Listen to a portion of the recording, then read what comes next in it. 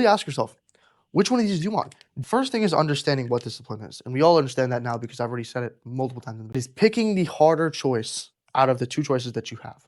It only is two choices. There's the easy route and the hard route. There's a hard route and there's also the hardest possible way. The hardest way that you choose, if you choose the hardest way, right? The first thing you have to do is know in your heart and your soul that you picked the hardest route. Now, the hardest route also has the biggest reward, right?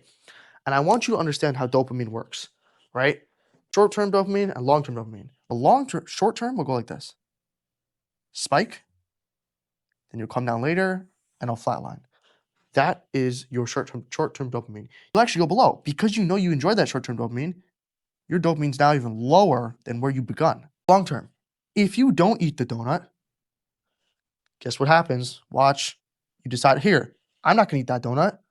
Your dopamine goes up. And what happens? Levels off. Which one of these do you want? Really ask yourself, which one of these do you want? Do you want your dopamine, like let's say this is level 100, right? It's level 100.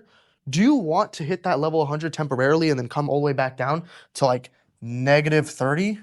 Or would you like, this is baseline 0, would you like your dopamine to go up and stay there? You probably want it to go stay there. Now knowing this, you're gonna sit there and ask yourself, and I've sat there and asked myself behind a screen like this or reading books and all that stuff is I've asked myself, if this is how it works, then why don't people just pick the long-term dopamine?